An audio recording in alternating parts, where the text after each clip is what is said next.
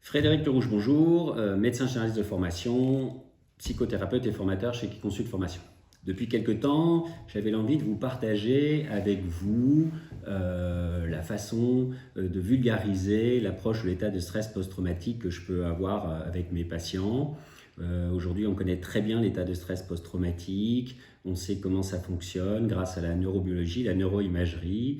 Et puis, c'est vrai que les dernières publications du Dr Muriel Salmona m'ont poussé à faire ces petites vidéos de vulgarisation pour faire connaître l'état de stress post-traumatique au grand public, aux victimes, et puis aussi aux professionnels de santé. Et juste avec cette petite démonstration, bon nombre de patients, de patientes m'ont renvoyé que grâce à cette petite démonstration, elles avaient pu se sentir moins figées, moins dans la culpabilité, moins coupables, moins sales, qu'elles avaient pu dépasser déjà un petit peu cet état de stress post-traumatique. Alors, l'état de stress post-traumatique, c'est quoi? Je tape dans les mains, vous avez peut-être sursauté, cligné des yeux. Eh bien, c'est votre petit cerveau reptilien qui fonctionne, celui de la survie. Ce cerveau reptilien, c'est celui de l'homme des cavernes. Et donc, depuis la nuit des temps, on sait que quand il y a un bruit, ça peut être un ours. Et donc, on sursaute, on est dans l'instinct de survie. Et vous voyez bien que vous avez sursauté quand j'ai tapé des mains. Donc, c'est bien que vous avez encore ce petit cerveau reptilien archaïque en vous, ce petit cerveau-là que je vous montre. Et ce cerveau reptilien, c'est aussi le cerveau de la gazelle. Alors après avoir fait le diagnostic d'état de stress post-traumatique avec mes patients, et lorsque je commence à leur faire cette petite démonstration, je leur dis que je prends ma trousse de survie pour leur expliquer un petit peu ce qu'est l'état de stress post-traumatique.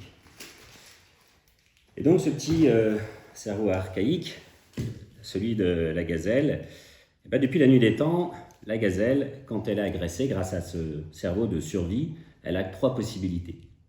Si c'est quelqu'un qui est du même niveau d'énergie qu'elle, elle va peut-être accepter le combat. Première stratégie de survie de ce cerveau archaïque, le combat. Notre gazelle, dès qu'elle voit le guépard arriver, instinctivement, elle ne cherche pas à combattre. Elle va se charger en toutes les hormones de stress, adrénaline, catécholamine, dopamine, noradrénaline, pour augmenter son rythme cardiaque, amener le maximum de sang vers les muscles, augmenter sa vigilance nocturne, c'est important également, ralentir sa digestion parce qu'elle n'en a pas besoin. Elle est chargée en énergie, ce que je matérialise par ce petit ressort complètement comprimé. Et puis, elle fuit 110 km/h. Deuxième stratégie de survie de ce cerveau archaïque, la fuite. Et puis, que se passe-t-il quand notre guépard est vraiment trop près de notre gazelle? Troisième possibilité de survie de ce cerveau archaïque, notre gazelle va faire un roulé-boulé et elle va se figer. Ce que je vais vous montrer dans cette petite vidéo, ici. Il y a une seconde, elle était chargée d'énergie à 110 km/h. La seconde d'après, elle est complètement figée, immobile. Vous voyez, il n'y a plus un œil qui bouge. On va voir dans quelques instants sa tête qui bascule. Elle ne respire plus. Son cœur ne bat plus, elle est complètement figée. Pourquoi fait-elle ça? Parce que le guépard n'est pas un charognard, c'est-à-dire qu'il ne mange pas des gibiers qu'il n'a pas tués lui-même, et donc il y a de grandes chances qu'il se désintéresse de la gazelle et aille en attaquer une autre. Dans cet état, vous le voyez, notre gazelle, elle a certains avantages, puisqu'elle a reçu des shoots d'hormones anesthésiantes, et elle ne sent même plus du coup les morsures du guépard. Et puis, elle a aussi des shoots d'hormones psychostimulantes, et ce qu'on peut voir chez nos patients, des fois. Et c'est un peu comme s'il y avait une dissociation entre le corps et l'esprit, et qu'on pouvait voir un petit peu son agression vue du dessus. Pour rendre acceptable ce qui est inacceptable. Et puis, lorsque le danger est parti, c'est important, notre gazelle se met de nouveau à respirer, vous allez le voir. Et dans un instant, qu'est-ce qui va se passer? Elle va se mettre à faire des tremblements, ce qu'on va voir sur cette vidéo. Et en faisant ces tremblements, elle se libère de toute l'énergie qu'elle a accumulée au cours de cette agression, de ce traumatisme.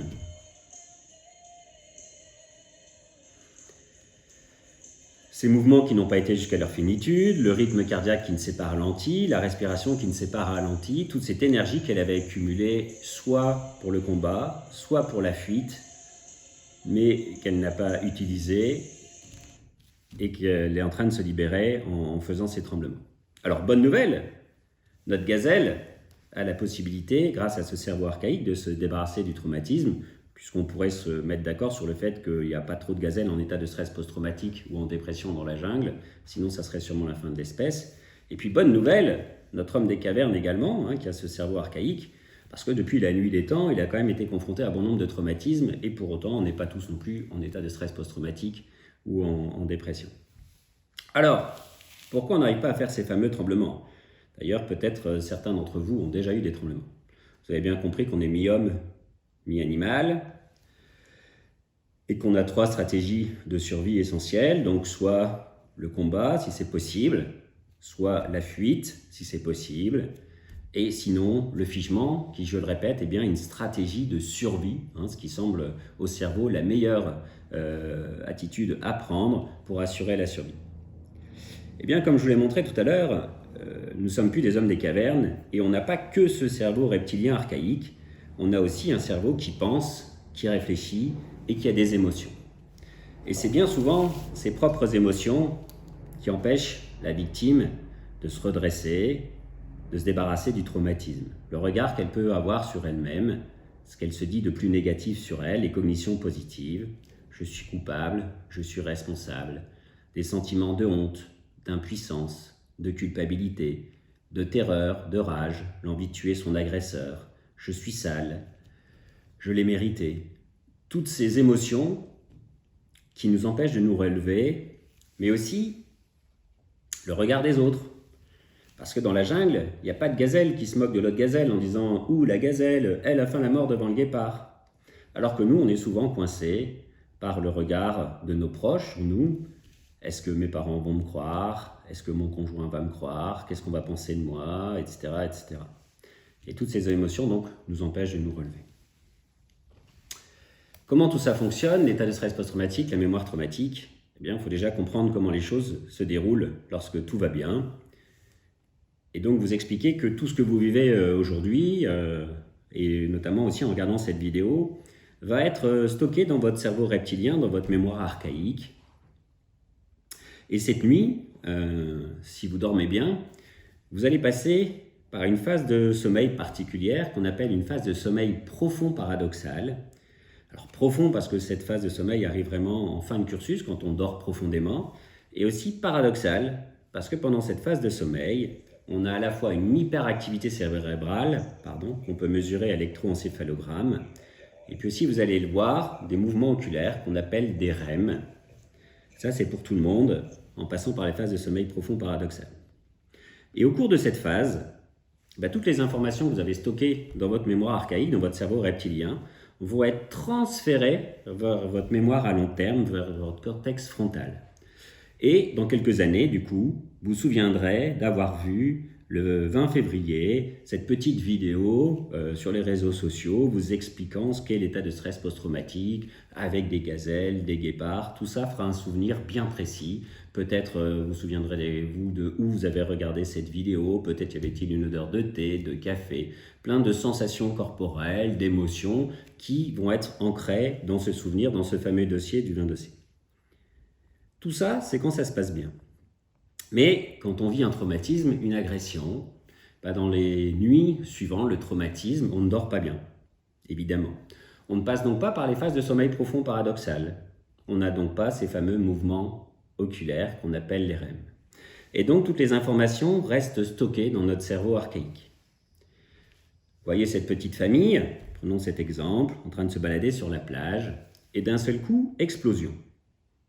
Eh bien, dans le cerveau archaïque de ce patient, va figurer, mais de façon complètement dissociée, sans lien, l'odeur de l'explosion, la sensation de souffle de l'explosion, le bruit de l'explosion, la vue du sang, peut-être le soleil, peut-être la chaleur sur la peau, la peur, la colère, la rage, voilà. Et tout ça va être stocké dans ce cerveau archaïque, sous forme d'une pelote de laine ou d'un magma, disait le docteur Muriel Salmona, avec plein de souvenirs différents qui n'ont a priori aucun sens ni l'un ni l'autre. C'est valable pour un traumatisme, mais c'est valable pour tous les autres traumatismes. Et tous ces traumatismes sont stockés dans le cerveau reptilien archaïque. Voilà, sous forme d'une grosse pelote de laine, avec des traumatismes différents. Et vous comprendrez bien que quelqu'un qui était victime d'un attentat au Bataclan, 4 ans après, il entend le moindre bruit de pétard, immédiatement, il se fige. Il revit ici maintenant le traumatisme attentat comme s'il le vivait pour la première fois. Et ça, la neuroimagerie nous le confirme. À chaque fois qu'il entendra ce bruit de pétard, dans son cerveau se passent les mêmes mécanismes que s'il vivait le traumatisme pour la première fois. Quelqu'un qui a eu un grave accident de voiture, 3 mois après, il dépasse la peur de prendre la voiture, retourne à la station essence et hop, juste l'odeur d'essence, il revit ici maintenant l'accident de voiture qu'il a eu. Il n'avait pas mesuré au moment de l'accident qu'il y avait des odeurs d'essence, il ne les avait pas senties, mais son cerveau archaïque reptilien, lui, les a capturées. Et à chaque fois qu'il sentira l'odeur d'essence, il revivra le traumatisme ici et maintenant. Il se figera de nouveau. Voilà comment tout cela fonctionne. Alors, bonne nouvelle, on connaît très bien l'état de stress post-traumatique aujourd'hui grâce à la neurobiologie, la neuroimagerie, mais on sait aussi le traiter grâce à l'EMDR et l'hypnose. Qu'est-ce qu'on va faire?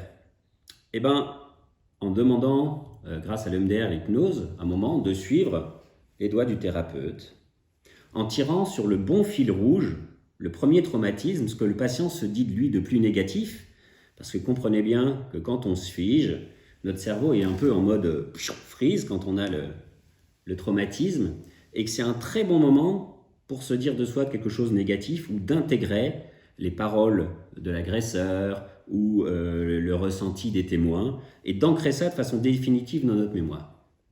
En tirant sur le bon fil rouge, sur ce que le patient se dit de lui de plus négatif, en faisant ces fameux mouvements alternatifs, on va venir progressivement libérer les différents traumatismes, les différentes connexions neuronales et synaptiques qui sont établies, et libérer notre cerveau archaïque, notre cerveau reptilien. On sait que ça fonctionne. Pourquoi? Grâce au retour de nos patients tous les jours, et on s'émerveille de ce qui peut se passer tous les jours, mais aussi grâce à la neuroimagerie. Prenons cet exemple, je prends toujours le même exemple, d'une jeune femme qui aurait été abusée, violée. On lui demande malheureusement de raconter cette agression. On lui fait une IRM cérébrale fonctionnelle de son cerveau et ça va toujours être son cerveau archaïque qui s'illumine en IRM cérébrale fonctionnelle.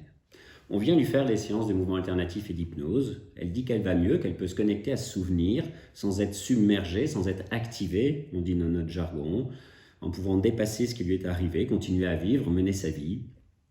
On lui demande de nouveau de relater cette agression, on lui refait une IRM cérébrale fonctionnelle de son cerveau, et là, on s'aperçoit que c'est son cortex frontal qui vient s'illuminer. On est venu retransférer l'information. Voilà un petit peu ce qu'on connaît aujourd'hui sur l'état de stress post-traumatique, la petite vidéo de vulgarisation, vous l'avez bien compris, qui essaye de rendre accessible au plus grand nombre ce qu'est l'état de stress post-traumatique. Je vous remercie de votre attention et donc au plaisir sur quiconsulte.fr. Merci.